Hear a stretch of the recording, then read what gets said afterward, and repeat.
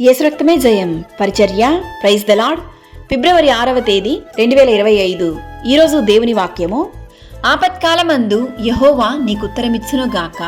యాకోబు దేవుని నామము నిన్ను ఉద్ధరించునుగాక. కీర్తనలు 20వ కీర్తన 1వ వాక్యము. దేవుడు మనకు ఆశ్రయమును దుర్గమునై ఉన్నాడు. ఆపత్కాలములో ఆయన నమ్ముకొనదగిన సహాయకుడు. ఆపత్కాలమందు యెహోవా నీకుత్తరమిచ్చునుగాక అను దేవుని మాట ప్రకారము నీవు నాకు ఉత్తరమిచ్చువాడవు గనుక నా ఆపత్కాలమందు నేను నీకు మొరపెట్టుదును అని దావీదు కీర్తనకారుడు చెప్పుచున్నాడు. ఈరోజు ఈ వాక్యం వింటున్న ప్రియ సహోదరి సహోదరులారా, మీ జీవితంలో నీవు వెళ్ళే మార్గం ఎంతో భయంకరమైనదిగాను అపాయకరమైనదిగాను ఎంతో కష్టాల గుండా నీవు ఉన్నట్లయితే దిగులు చెందకు. ఆపత్కాలమున నీవు నన్ను గూర్చి మొరపెట్టుము, నేను నిన్ను విడిపించదను, నీవు నన్ను మహిమపరచదవు అను దేవుని వాక్యం ఈ దినాన నిన్ను బలపరుస్తుంది. ఈరోజు నీవు ఏ పరిస్థితిలో ఉన్నా దేవునికి మొరపెట్టుము.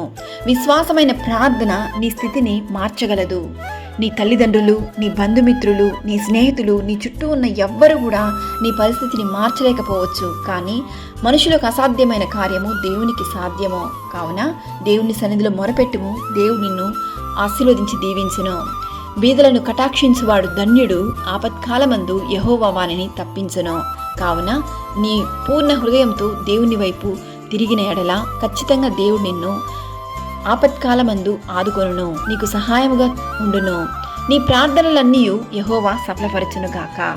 సకల ఘనత మహిమ ప్రభావములు యేసయ్యకు మాత్రమే కలుగునుగాక. ఆమేన్. God bless you.